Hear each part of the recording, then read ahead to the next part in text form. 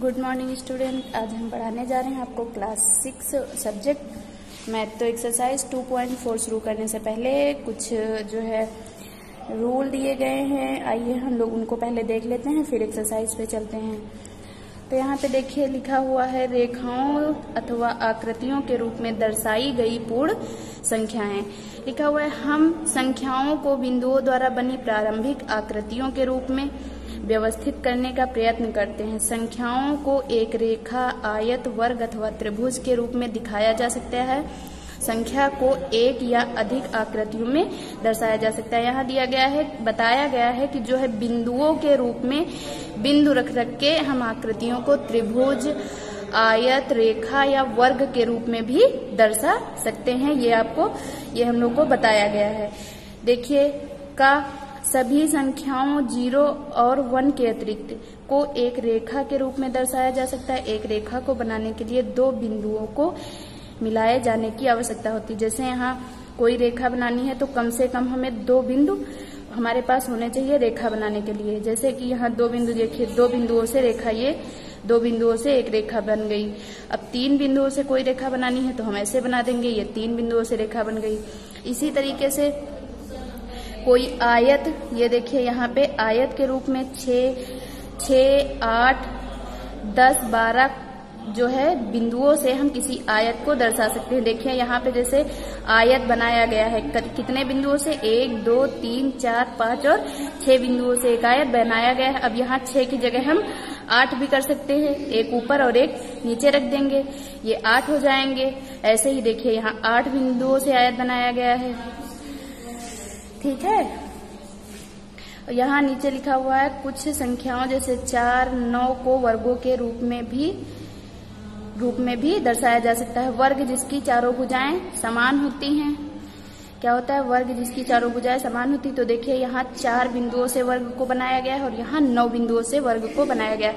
अब यहाँ 4 जो है, इसमें देखिए चारों भुजाएं समान होंगी इस आयत वर्ग की, और यहाँ पे इसकी भी चारों बिंदु समान है। ऐसे ही हम इन्हीं संख्याओं का जो है बिंदुओं का प्रयोग करके हम कोई त्रिभुज भी बना सकते हैं और समकोण त्रिभुज भी बना सकते हैं। ये देखिए यहाँ पे बताया गया है। ये आप लोग खुद से 3 बिंदुओं से हम कोई त्रिभुज बना सकते हैं, 6 बिंदुओं से, 6 संख्याओं से भी त्रिभुज बना सकते हैं, 10 से भी बना सकते हैं, 15 से भी बना सकते हैं। अब आइए हम लोग एक्सरसाइज पे चलते हैं। आप लोग बाकी जो है बुक से पढ़ लेंगे। एक्सरसाइज 2.4 क्वेश्चन नंबर फर्स्ट दिया गया है, संख्या 20 को बिंदुओं की 2 आयतों के रूप में व्यक्त कीजिए। संख्या 20 को बिंदुओं की 2 आयतों के रूप में व्यक्त कीजिए। मतलब 20 संख्या जो है दी गई है, मतलब 20 बिंदु जो है वो हमारे पास हैं। अब 20 बिंदुओं को लेके हमें 2 आयत बनाने हैं जिसकी 2 भुजाएं, आयत की जो है 2 भुजाएं समान होती हैं। जैसे कोई ये आयत बना है, ये देखिए यहाँ पे कोई ये आयत बना है तो इसकी 2 भुजाएं जो है वो समान होती हैं। जैसे ये भुजा समान है और ये भुजा समान होती हैं। आमने सामने की भुजाएं जो है वो समान होती हैं आयत की। तो यहाँ जो है 20 बिंदुओं से हम 2 आयत कैसे बनाएंगे? देखो यहाँ पे, आइए देखिए आप लोग, ये देखिए यहाँ पे 5 बिंदु, हम एक लाइन में 5 बिंदु रख देंगे। 5 गुणे 2 बराबर कितना हो जाएगा? ये 10 हो जाएगा। एक आयत ये हो गया और दूसरा आयत जो है वो ये हो गया। ये भी देखिए 10 बिंदुओं का बना है, इसमें भी 5 बिंदु हमने नीचे ऊपर रखे हैं। मतलब 2 लाइनों, एक लाइन में हमने 5 बिंदु रखे हैं और 5 बिंदुओं की 2 लाइनें हमने रखी हैं। ये क्या हो गई? 2 लाइनें हो गई। ये हमारी 2 लाइनें हो गई और ये इधर जो है इस साइड में ये 5 बिंदु हो गए। वहीं पे हमने यहाँ पे क्या किया है, 5 गुणे 2 बराबर 10 बिंदु हो गए और 5 गुणे 2 बराबर ये भी 10 बिंदु हो गए।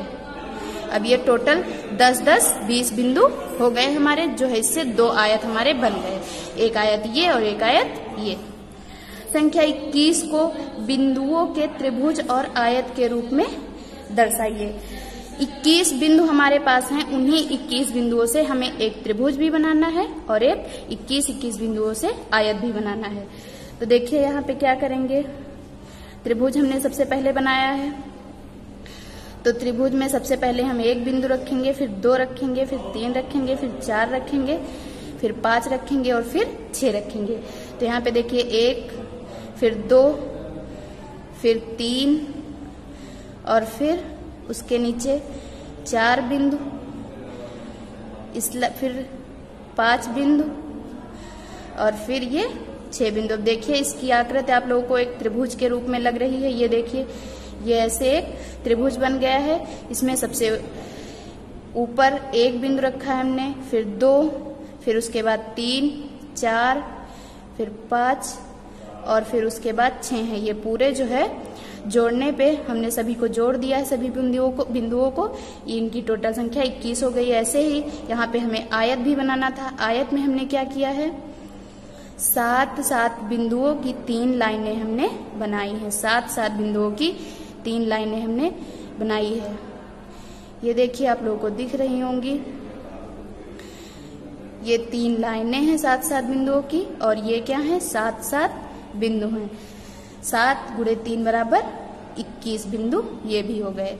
दूसरा क्वेश्चन नंबर आपको ऐसे करना था। अगला क्या है, तीसरा क्वेश्चन दिया हुआ है, यदि 9 × 7 + 7 = 88, 98 × 9 + 6 = 888, 987 × 9 + 5 = 8888, तब 9876 × 9 + 46 बराबर कितना होगा। तो जो है यहाँ पे देखिए 9 × 7 + 7 = 88 हो रहा है।